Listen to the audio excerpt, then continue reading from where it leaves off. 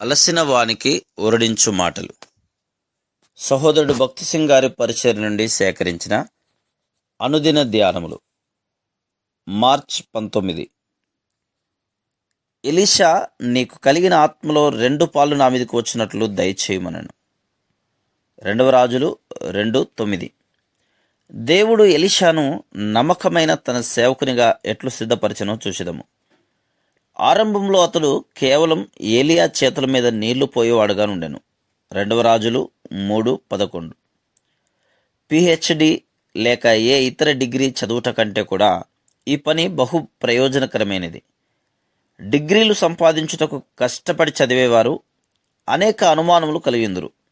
వారు బాగా చదివి ఎంతో జ్ఞానం సంపాదించి ఉండవచ్చును, కానీ వారు విశ్వాసంలో బలహీనంగా ఉందరు. ప్రభువు ఎలీషాను పిలిచినప్పుడు అతడు 12 అరకల ఎడ్ల చేత దుక్కి దున్నించు కఠినమైన పనిలో నిమగ్నమై ఉండెను. 1 రాజులు 19:19. కాబట్టి ఎలీషా తాను ఏలియా చేతుల మీద నీళ్లు పోయి పని చేయుచు తన సమయమును వ్యర్థం చేసుకొనుచున్నానని తలంచి ఉండవచ్చును. దేశములో దేవుని కార్యములకు వ్యతిరేకులైన అనేక అబద్ధ ప్రవక్తలు, యెజబెలు వంటి శత్రువులు అనేకులుండిరి. ఇట్టి పరిస్థితుల్లో ఎలీషాకు భారమైన పని అప్పగించబడినది. ఎంతో ప్రాముఖ్యమైన అవసరత ఉన్నప్పటికీ చాలా సంవత్సరముల వరకు దేవుడు ఎలీషాకు పని అప్పగించలేదు. ఏలియాకు సేవ చేయుట ద్వారా ఎలీషా దైవిక క్రమమును, విధేయతను, దీనత్వమును నేర్చుకునేవాళ్ళను. ఇతర ప్రవక్తల పిల్లలు ఏలియా వద్ద నేర్చుకున్నట్టుకు వచ్చి లేఖనములను గురించిన గ్రహింపును, జ్ఞానమును పొంది దానితో తృప్తి చెంది వెళ్ళిపోయిరి. కానీ ఎలీషా వీటితో తృప్తి చెందలేదు. దేవుని కొరకు ఫలవంతమైన, శక్తివంతమైన సేవకుడు కావాలన్న గొప్ప కోరికను తన హృదయంలో కలిగిన వాడై అతడు ఏలియాకు పరిచర్య చేయుచూ వచ్చెను. చిట్ట చివరికి 2 రాజు 2:9లో భూమి మీద ఏలియా జీవితం ముగించబడు సమయంలో ఎలీషాకు ఏలియాను ఒక కోరిక కోరు అవకాశం లభించింది. అతడు పేరు ప్రతిష్టలు గాని లోక సంబంధమైన లాభమును గాని అపేక్షించలేదు. అయితే ఏలియాకు కలిగిన ఆత్మలో 2 పాళ్ళు తన మీదకి వచ్చినట్లు దయచేయమని అడిగాను. ఎందుచేతనగా తాను దేవునికి నమ్మకమైన, ఫలవంతమైన సేవకుడుగా కాగోరెను. దేవుని సేవించట్లో మన హృదయములలో మనము దురుద్దేశములు కలిగి ఉండకూడదు. ఎందుచేతనగా సాతాను యేసు ప్రభువును గూర్చిన సాక్ష్యము అవమానపరచబడి సంఘములలో కలవరం కలుగునట్లు చేసి వాటిని మన హృదయములలో ఉంచుటకు ప్రయత్నించును.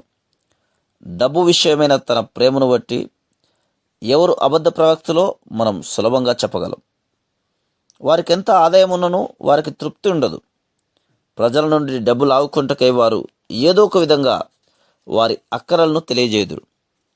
ఎడతెగక తమ అవసరతలను సూచనప్రాయంగా వెల్లడి చేయుదురు. అటువంటి వారి విషయంలో నీవు జాగ్రత్తగా ఉండవలను. మాకు స్వస్థతా వరం కలదని కొందరు బోధకులు వెల్లడిపరుచుకుందరు.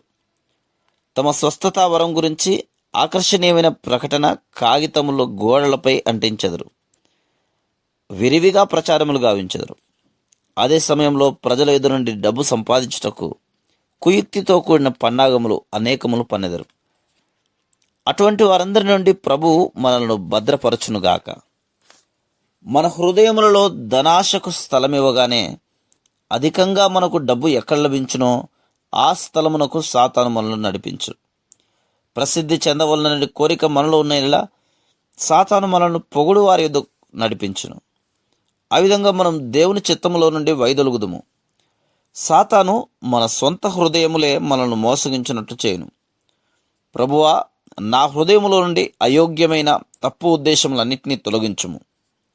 నీవు ఏ సమయములోనైనను ఎక్కడనైనను ఉపయోగించుకొనుటకు ఆత్మచేత నింపబడిన నీ సేవకునిగా నన్ను సిద్ధపరచుము అని మనం ఎడతెగక ప్రార్థించువారమై ఉండవలను. Praise the lord.